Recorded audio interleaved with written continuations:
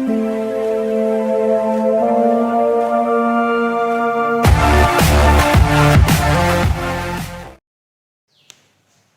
students. My name is Ankur Gupta. I am from Royale College of Tourism, Hotel Management and Professional Studies in Meerut. We have been running this college for the last 20 years, have been awarded by a lot of government bodies for our excellence in teaching in hotel management. Today I welcome you for your online course in Diploma in Hotel Management, and I'll be taking your class for food production. The topic for today is, like it's mentioned on the board behind me, basic cooking methods. In prehistoric times, when fire had just been invented, and during that time men or human beings didn't know how to cook food. They used to have it raw, whether it was meat, any kind of fruit or vegetables. Due to an accident, I would say, because this has not been recorded in history anywhere. When man was sleeping with the fire on in the night, he kept that raw material food next to him, and in the morning when they had that food, because of the warmth of the heat from the fire, it was easily digestible, or he liked the flavor, the change in the flavor of that raw material. From that time onwards, like I told you, it has not been recorded in history anywhere. It was in prehistoric time. From that time onwards, we have started cooking food. Over a period of time, with a lot of innovations and new technologies coming in, we have evolved the way of cooking the food. For example, any particular item, like a normal meat, can be cooked in different ways, and you would get different kind of flavors and textures. Cooking food is basically to enhance the flavors, change the texture of the raw material, and make the nutrients available in that easily available to the human body. It makes mastication, that is chewing of the food, easy, as well as making it easily digestible to us. So now to get back to the topic again, like mentioned on the board behind me, three basic methods of cooking food are dry, medium of fat, and moist. In dry food, it can be divided into two parts, basically baking and roasting. What is baking? Baking is basically in an oven, either electrically or gas operated oven, in which the food is kept at a predetermined temperature in which it is to be cooked, and you cook that food. Because of the moistness in the food, or because of the kind of mixture that you have put in, and the production of carbon dioxide, steam in it, the food gets cooked. It is basically by dry heat. You don't apply any kind of oil or anything to it, just the heat in the oven. I would say the air in it cooks the food. For examples, like in your cakes, different kind of pastries, etc. In again the dry cooking method, the other method is roasting. This is the basic kind of cooking food. This is what we used to do in the initial ancient times, in which the food comes into contact with direct fire as well as the heat, or I would say the air which is heated, and the food gets cooked. There are different ways of cooking food in that, either in the tandoor. Tandoor is basically kind of a clay oven in which you put in charcoal, heat it up and then cook food. Or by pot method, these are again basically your clay pots, or like we have it today, because of innovations we have non-stick pans as well as iron pans, in which you put in a griller beneath it, so that when you put the food, it doesn't get stuck to the bottom. Cover it up and then cook food. And then we have the spitfire, in which the food, basically in roasting we marinate the food. That is, we apply some kind of flavorings just to give it a kind of a good flavor as per the requirement, and then cook the food, right? The second method is by medium of fat. In this we use different kind of fats. It can be your animal fat, vegetable oils, now we have refined oil which is there, olive oil. When you cook food in these different kind of mediums, which is basically fat, it is called cooking by medium of fat. There are two different ways in this. One is deep frying, deep fat frying. The other is shallow frying. As the name suggests, deep fat frying, you cook food in a lot of fat, immersing it in whole, like you immerse the whole chunks or pieces of food in the fat.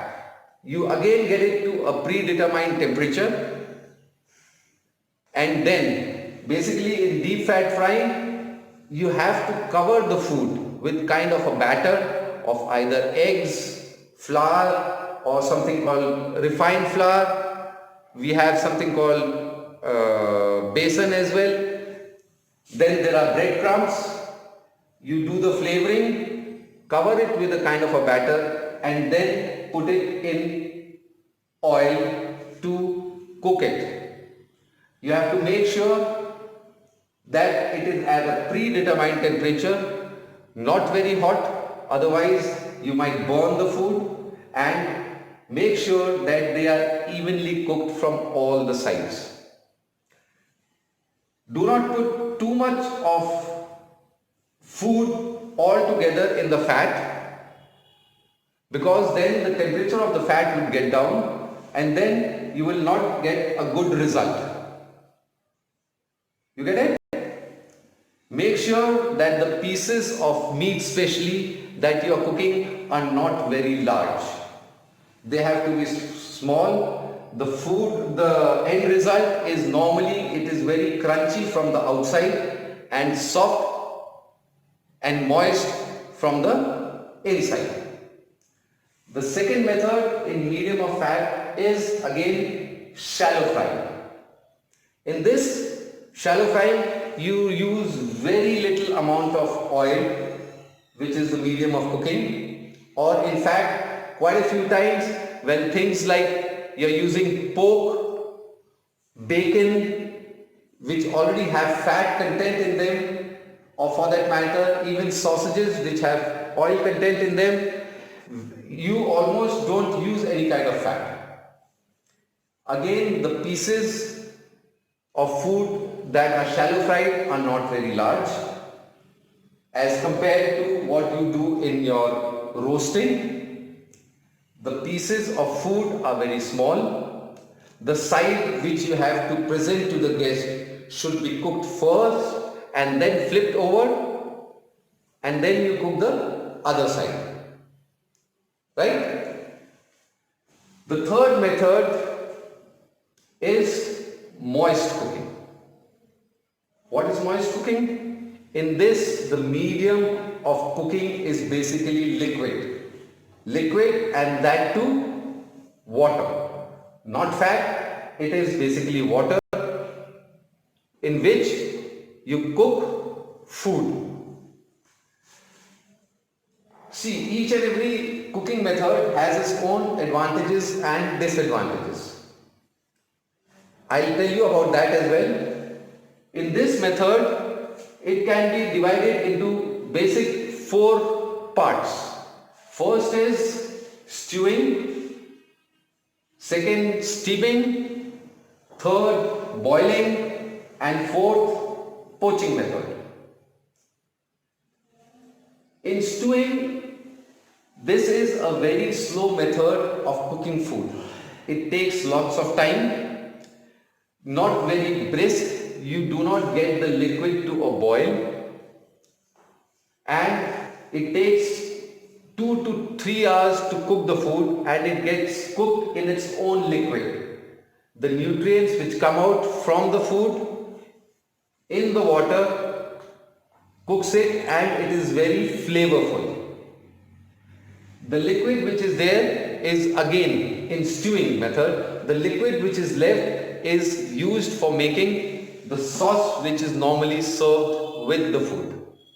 Okay? Second is steaming. In this, the food normally does not come in contact with the liquid. It is normally in a double boiler, in which you have one pan in which you put in the water, boil the water. Your boiling temperature for water, as most of your science students must be knowing, it is what? 100 degrees centigrade, right?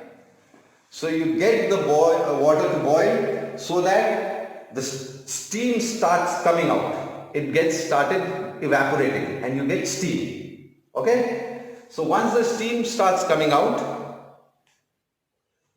you put the required food which is to be steamed into a perforated container on top of that pot in which the water is being boiled, and preferably cover it. And by that hot steam which is coming out, the food gets cooked. Right? The third is boiling method. Now what is boiling method?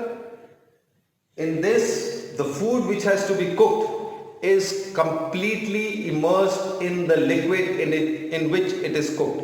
It should be completely covered. Right? Immersed is what? Completely covered in the liquid in which is put. Again, for water, like it is 100 degrees centigrade. There should be bubbles showing on top when the food is being cooked. You normally do it for starchy vegetables. Make sure when you are boiling your green vegetables, make sure that the pan is not covered from top, because then it would discolor the green vegetables. Okay? So this is boiling method. Last but not the least is poaching.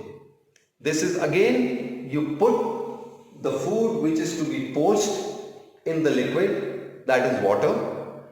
You get it to a boiling point, but then simmer it. That is, you get it again back just below 100 degrees centigrade. You should not be seeing the bubbles coming or forming in the liquid. Right? In poaching, there should be no bubbles forming in the liquid on top, as there are in boiling. So you get simmer the heat, get the temperature down again below 100 degrees and let it get poached. The best example of poaching is of eggs. One more thing, and a very important thing for you. Fish, you never boil. You always poach or steam, or you can do your fry, or for that matter roasting. But fish should never be boiled, because of the intense heat and a very fierce method, it gets the flesh of the fish is very light and it disintegrates. It would break into small pieces and you would not get it will get cooked, but you would not get the desired results. You would not get the finish. Okay? The best methods, the best example of poaching is, like I said, one is egg, the other one is what? Fish, right? Okay? So these are some of the methods, basic methods of cooking. There are other various methods, like you would have heard Sauteing. There's something called sauteing that normally you have it in Chinese cooking. Now what is sauteing? Sauteing is a kind of shallow fry. You use very little oil in it, but the food which is to be cooked is finely cut, beautifully cut into either thin strips or pieces, in which you normally toss, that you start tossing the food in very little oil, so that when you're tossing the food, the oil doesn't spills out. Okay, you toss the food, the juices or the flavors, because of the intense heat, get sealed in that particular food item itself, and they are very colorful when you get the final result. Normally the color changes in sauteing method, so that way there are different methods. There is something called braising, there is something called broiling. As and when, like when you will finish your diploma, 1.5 years diploma, we will be sending you for 6 months of training to the industry. You will get to learn much more when you go and do practical work in the kitchen. Then you will come to know more about different methods of cooking. There is something, because of innovation and invention, there is something called microwave cooking, that is by radiation method. It has nothing to do with these three, in which, because of the rays produced by the machine, the molecules of the food that you want to cook and you put it into the machine, they strike each other, and because of that, the heat which is produced in it, you get cooked food, right? So once you go into the industry, for your 6 months training, see, you have to do your training. You have to go in for your training into the industry. You will get much more exposure and you will come to know different other methods of cooking. But these are the three basic methods of cooking. I hope this was what I wanted to convey to you, and you have been able to grasp the different methods of cooking. If you have any queries on this, you can put in an email. I will, or our team would get back and remove all your queries. Thank you, and see you in the next class.